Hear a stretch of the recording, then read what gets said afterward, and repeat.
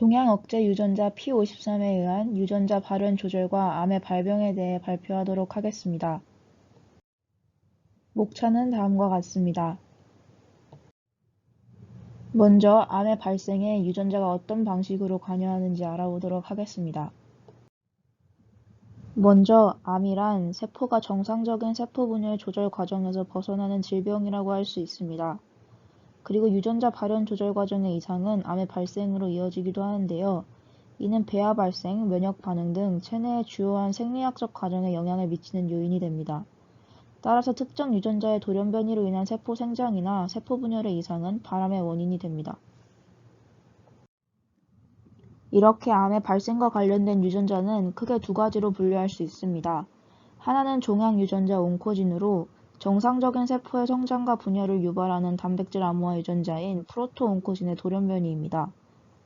또 다른 하나인 종양 억제 유전자 튜머 서프레서진은 보통 세포 분열을 억제하는데요. 종양 억제 유전자의 단백질 생성물이 감소하는 경우 이는 암의 발병으로 이어질 수 있습니다. 종양 억제 유전자는 주로 손상된 DNA를 복구하거나 세포 부착을 조절하거나 세포의 신호 전달 경로에 관여하여 세포 주기의 진행을 억제하는 역할을 합니다. 이렇듯 돌연변이로 인한 종양 유전자의 발현이나 종양 억제 유전자의 발현 억제는 암의 발생으로 이어질 수 있습니다. 다음으로 P53이 암의 발생에 어떤 영향을 미치는지 알아보도록 하겠습니다. 먼저 P53은 대표적인 종양 억제 유전자로 다양한 종류의 암의 발병에 관여하며 P53 돌연변이는 가장 흔히 발생할 수 있는 돌연변이입니다. 정확히 말하자면 P53은 TP53 유전자의 단백질 산물로 인간의 TP53은 인간 유전체 내에서 17번 염색체의 단환에 13.1번 위치에 위치하고 있습니다. 정상적인 세포에서의 P53의 유전자의 경우 우리 DNA를 변이로부터 지켜주는 수문장의 역할을 합니다.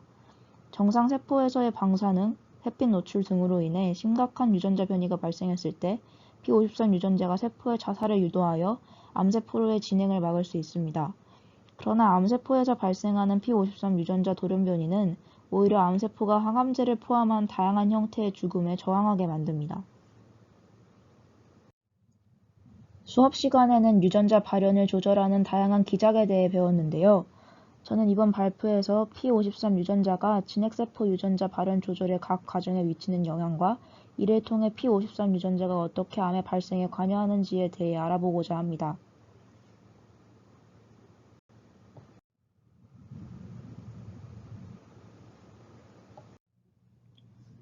첫 번째로 P53이 염색질 조정 과정에 미치는 영향에 대해 알아보도록 하겠습니다. 돌연변이 P53 단백질의 발현은 DNA와 함께 염색질을 구성하는 히스톤 단백질을 조정하는 효소의 생산을 유도함으로써 특정 유전자의 발현에 영향을 미칩니다. 특히 P53 돌연변이 단백질은 MLL1, MLL2 및 에모지 유전자의 발현에 관여하는 전사인자인 ETS2에 결합하는데요. 이는 정상적인 P53의 경우에는 일어나지 않는 일입니다. MLL1, MLL2는 히스톤 메틸 전달 효소의 생성을 촉진하는데 이는 히스톤 단백질 H3에 라이신 아미노산 작용기 K4에 메틸기를 부착합니다.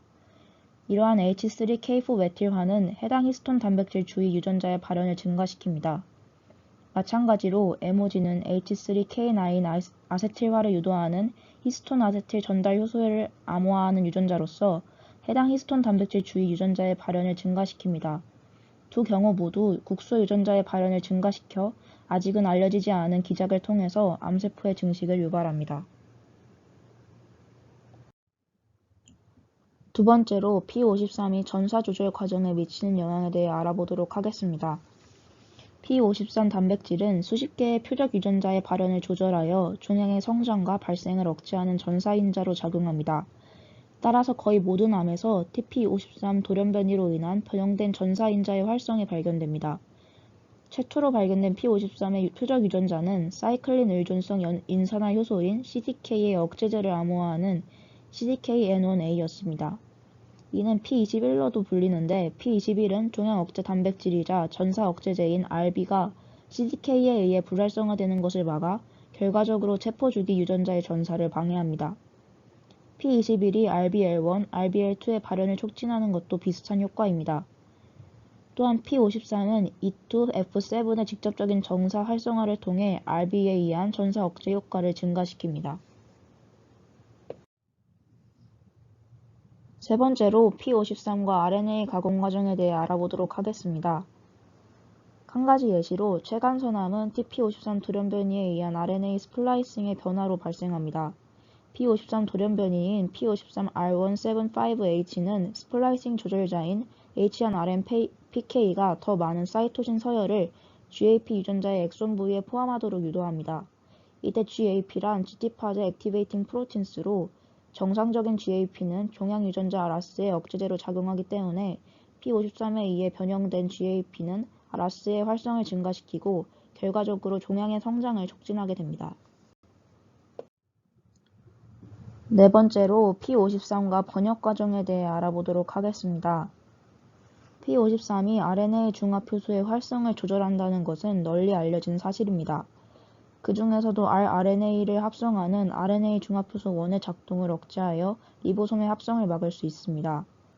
rRNA 유전자의 프로모터 부위에서 전사 개시 복합체의 형성을 방해함으로써 rRNA 유전자의 전사를 막습니다. 특히 RNA 중합효소 1에 의한 전사에서는 업스트림 바인딩 팩터 UBF가 셀렉티비티 팩터 SL1과 프로모터의 결합을 유도하는데요. 이때 P53은 SL1에 결합하여 UBF와 SL1 간의 상호작용을 방해합니다. 결과적으로 리보솜은 생성되지 않고 P53은 특정 유전자의 번역을 억제하거나 번역 속도를 늦춥니다. 마지막으로 P53과 단백질 가공 과정에 대해 알아보도록 하겠습니다. P53은 포스포릴레이션, 유비키티네이션, 아세틸레이션, 메틸레이션, 스모릴레이션, 메딜레이션 등 다양한 종류의 단백질 가공 과정을 거쳐 활성이 조절될 수 있습니다. 이때 SUMO나 NEDD는 유비키틴과 유사한 작은 크기의 단백질 분자를 의미합니다. 유비키틴화는 단백질 기질에 대해 하나 이상의 8kDalton 이하 유비키틴 분자의 공유 결합을 형성하는 것을 의미합니다. 이 과정에서는 E1 유비키틴 활성화 효소, E2 유비키틴 접합 효소, E3 유비키틴 연결 효소 이 세 효소의 연속적인 기능이 필요합니다. 주로 단일 유비키틴화는 P53의 세포질 내 수종에 관여하는 반면 폴리 유비키틴화는 주로 P53의 프로테아좀에 의한 분해를 촉진합니다. P53의 유비키틴에는 MDM2와 MDMX가 관여하는데 이들은 P53의 M-말단에 결합하여 P53의 안정성을 조절하는 역할을 합니다. HAUSP는 타 유비키틴화를 통해 P53, MDM2, MDMX를 안정화합니다. USP10은 세포질에서 단일 유비키틴화된 P53을 탈유비키틴화하여 핵에서 세포질로의 수송을 막고 P53을 핵에서 재활용하는 역할을 합니다. 세포질에서 단일 유비키틴화된 P53은 E4 유비키틴 연결 요소에 의해 추가적으로 유비키틴화되어 분해의 표적이 될 수 있습니다. 또한 세포질의 P53은 미토콘드리아 외막을 투과하여 세포 자살을 유도할 수 있습니다. 다양한 유전자의 발현을 조절하는 P53은 종양 억제 인자로서의 기능의 중심에 있습니다. P53이 세포에서 기능을 수행하는 다면적이고 복합적인 메커니즘을 서서히 드러내고 있지만 그 메커니즘을 탐구하는 무수한 연구에도 불구하고 아직 밝혀지지 않은 것들이 많습니다.